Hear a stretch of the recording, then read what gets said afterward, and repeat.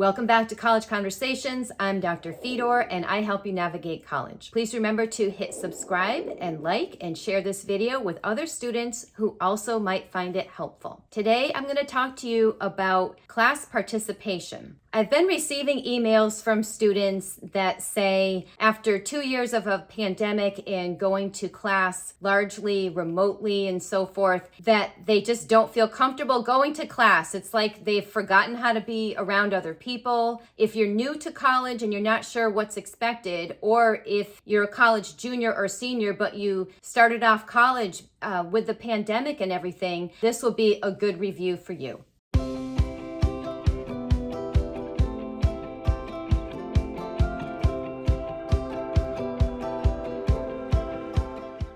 Tip number 1, don't be afraid to ask questions. Sometimes I feel like the students think that they're bothering the professor or annoying them when they ask questions, and nothing could be further from the truth. Asking a question to an instructor is not a sign that the professor didn't do a good job explaining or that, it's somehow there's something wrong. It's quite to the contrary. So asking questions is good. If you're genuine and you are honestly listening and you asking a question to be clarified or something, all of that is good. Don't just ask a question to ask a question. Asking questions gives the professor a chance to remember, oh, right, and I left that out. I need to add that back in, or that's a good point. In that circumstance, this is what happens. Tip number 2, if you don't understand something, ask for clarification, but be specific. Try not to say, I don't get it. Say, well, I was with you up until this point and then I got lost. Or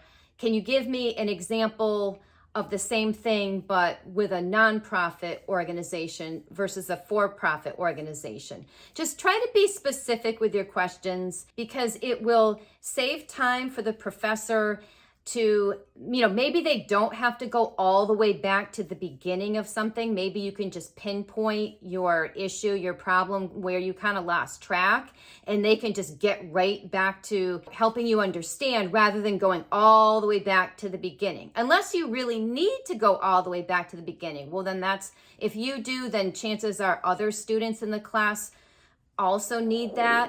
But just think about, in terms of saving classroom time, be as specific as possible. Tip number 3, come to class prepared. Really think about how you can get the most out of this class. The assignments are there for a reason. If they're asking you to read, a couple chapters before coming to class, or watch a video and learn a specific skill, it's to your benefit that you do that, especially if your instructor is trying to utilize the flipped classroom. The flipped classroom depends on all the students doing something in preparation for coming to class. You can use class time for the instructor to go around and help individual students, kind of like a lab. If nobody comes to class prepared, then the instructor has to teach the lesson at the beginning of class, which leaves less time to answer questions, and then you might as well call it a regular class. So please come to class prepared.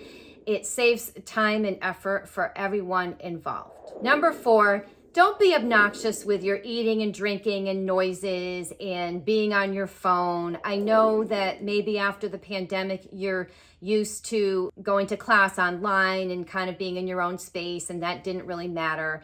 But it is an adjustment, so coming back into the classroom in person, try to be respectful of other students' classroom experience, their personal space, etc., your food, drink, noises, everything like that. Just try not to make any unnecessary noise. Tip number 5, just showing up to class is not enough. It might have been enough in high school, where you just went to class, did the work, showed up, did as little as possible in some cases, and then you got your grade and life goes on. College is different.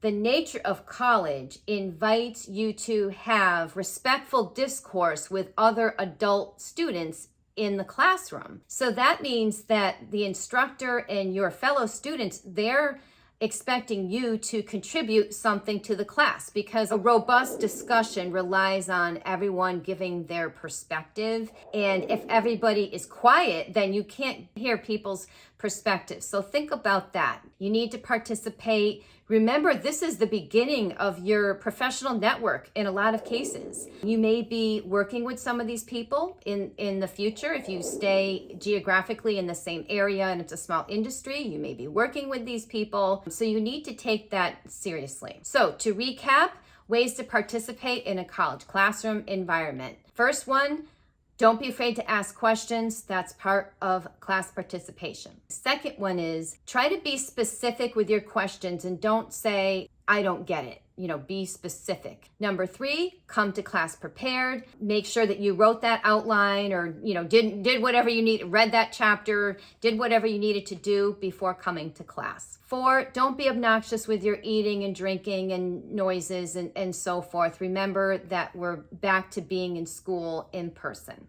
Number 5, engage in classroom discussions. Now is the time for you to do that. Engage in meaningful discussions, respectful discussions with the other classmates and your instructor. For more detail on how to get the most out of your college experience and how to maximize your time as an undergraduate, please go to Udemy and find my course, College 101, How College Works. I teach you the nuances of your degree plan so that you can be as efficient as possible when earning your degree. Please remember to hit subscribe and like and share this video with other students. Good luck to all of you. I know that you'll be utilizing these tips, getting the most out of your college classroom experience, and remember to keep learning.